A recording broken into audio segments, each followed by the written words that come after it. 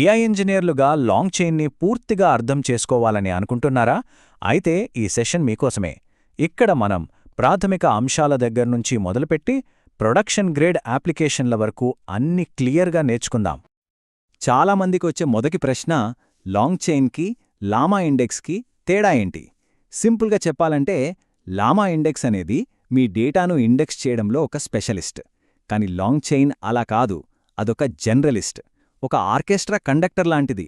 అది కేవలం డేటాను మాత్రమే కాదు, రకరకాల ఏఐ ఏజెంట్లను, టూల్స్ని, సంక్లిష్టమైన వర్క్ ఫ్లోలను కలిపి ఒకే శక్తివంతమైన సిస్టంగా మారుస్తుంది. సరే, ఈరోజు మన ప్రయాణం ఎలా ఉండబోతోందో చూద్దాం. ముందుగా లాంగ్ చైన్ వెనుకున్న అసలు ఆలోచనేంటో తెలుసుకుందాం. ఆ తర్వాత ఎల్సీఈఎల్ ఉపయోగించి చైన్స్ ఎలా కట్టాలో చూద్దాం. అడ్వాన్స్ టాపిక్స్ అయిన ర్యాగ్, ఏజెంట్స్ ఇంకా లాంగ్ గ్రాఫ్ గురించి కూడా మాట్లాడుకుందాం. చివరగా మన అప్లికేషన్ను ప్రొడక్షన్కి ఎలా సిద్ధం చెయ్యాలో కొన్ని బెస్ట్ ప్రాక్టీసెస్ చూద్దాం. ఇక మొదలు పెడదామా? లాంగ్ చైన్ని కేవలం ఒక కోడ్ లైబ్రరీ అనుకుంటే పొరపాటే. అది అంతకంటే చాలా ఎక్కువ. అదొక మాస్టర్ ఆర్కెస్ట్రేటర్. అంటే వేర్వేరు ఏఐ కాంపోనెంట్స్ని, మోడల్స్, డేటా, టూల్స్ వీటన్నింటినీ తీసుకొని వాటన్నింటినీ కలిపి ఒకే సింఫనీలాగా నడిపించే ఒక ఫ్రేమ్వర్క్ అన్నమాట. దీన్నే ఒక సంగీత కండక్టర్లా ఊహించుకోండి. ఆర్కెస్ట్రాలో ఎన్నో వాయిద్యాలుంటాయి కదా, ప్రతి ఒక్కటీ తన పని తాను చేస్తుంది. అలాగే ఇక్కడ కూడా ప్రతి ఏఐ కాంపోనెంట్ తన పని తాను చేస్తుంది. లాంగ్ చైన్ వాటన్నిటినీ సమన్వయం చేసి ఒక అద్భుతమైన అనుభవాన్ని సృష్టిస్తుంది. సరే, ఈ ఆర్కెస్ట్రేషనంతా బాగానే ఉంది. కానీ ప్రాక్టికల్గా ఇదెలా పనిచేస్తుంది? దానికి కారణం లాంగ్ చైన్ ఎక్స్ప్రెషన్ లాంగ్వేజ్, అదేనండి ఎల్సీఈఎల్. ఈ ఏఐ కాంపోనెంట్స్ని ఒకదానితో ఒకటి కలపడానికి, అంటే చైన్ చేయడానికి ఇదే మనం వాడే సింటాక్స్. ఈ పైప్ సింబల్ చూడండి. మీరు కమాండ్ లైన్ వాడితే ఇది మీకు బాగా తెలుసుంటుంది. ఒక కమాండ్ అవుట్పుట్నో ఇంకో కమాండ్కి ఇన్పుట్గా పంపుతాం కదా, ఇక్కడ కూడా అంతే. ఈ ఒక్క సింబల్తో చాలా సంక్లిష్టమైన వర్క్ఫ్లోల్ను కూడా ఎంతో సింపుల్గా, చదవడానికి వీలుగా మార్చేయొచ్చు. ఇదేనండి లాంగ్ చైన్లో అత్యంత ప్రాథమికమైన, ఇంకా చెప్పాలంటే అత్యంత శక్తివంతమైన చైన్. యూజర్ దగ్గర నుంచి ఇన్పుట్ తీసుకోవడం, దాన్ని ఒక ప్రాంప్ట్ టెంప్లేట్తో ఫార్మాట్ చేయడం, ఆ తర్వాత దాన్ని నేరుగా లాంగ్వేజ్ మోడల్కి పంపడం. దాదాపు ప్రతి లాంగ్ చైన్ అప్లికేషన్ దీంతోనే మొదలవుతుంది. సరే, ఇప్పుడు ఒక పెద్ద సమస్య గురించి మాట్లాడుకుందాం. ఎల్ఎల్ఎంలు చాలా తెలివైనవి, కానీ వాటి జ్ఞానం ఒక పాయింట్లో ఆగిపోయింది. వాటికి నిన్న ఏం జరిగిందో తెలియదు. మన కంపెనీలోని ప్రైవేట్ డాక్యుమెంట్ల గురించి అస్సలు తెలియదు. ఈ సమస్యకు పరిష్కారమే రీట్రీవల్ ఆగ్మెంటెడ్ జనరేషన్, లేదా సింపుల్గా ర్యాగ్. ఇది నిజంగా ఒక గేమ్ చేంజర్. ఈ ప్రశ్న మనందర్నీ ఆలోచింపజేస్తోంది కదా.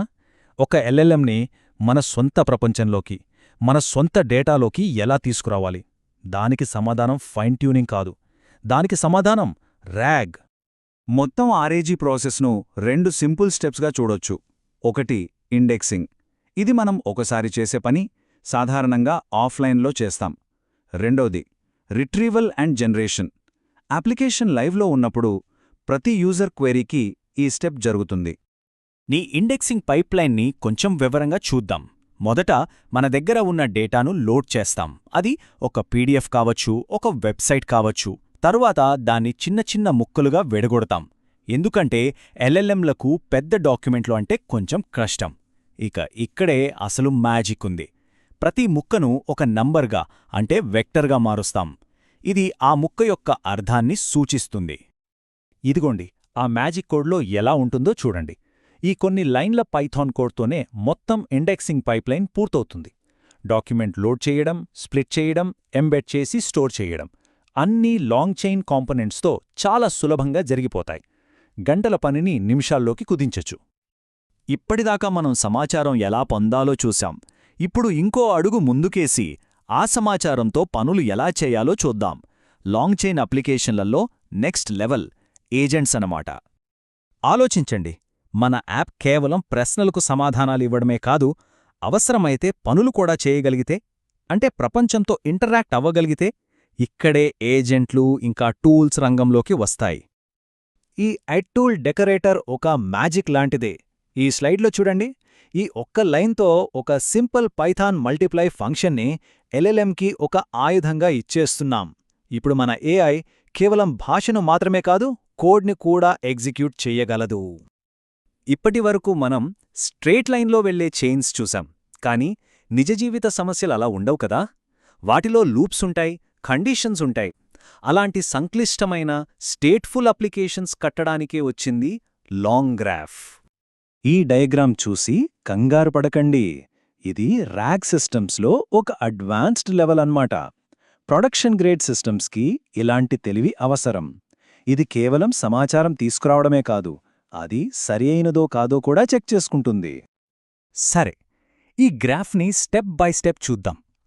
మొదటి స్టెప్ చాలా ముఖ్యం: స్వీయ విమర్శ. సిస్టమ్ దానికి దొరికిన డాక్యుమెంట్లు అసలు పనికొస్తాయా లేదా అని ముందు చెక్ చేసుకుంటుంది. ఇది పనికిరాని సమాచారాన్ని ముందే ఫిల్టర్ చేస్తుంది. ఇక్కడే అసలైన స్మార్ట్నెస్ ఉంది. ఒకవేళ డాక్యుమెంట్లు సరిగ్గా లేవనుకోండి, అది అక్కడతో ఆగిపోదు. వెంటనే తన ప్లాన్ని మార్చుకుంటుంది. బహుశా యూజర్ క్వెరీని ఇంకో విధంగా రాసి మళ్లీ వెబ్సైట్ చేయొచ్చు. ఇది చాలా డైనమిక్గా పనిచేస్తుంది.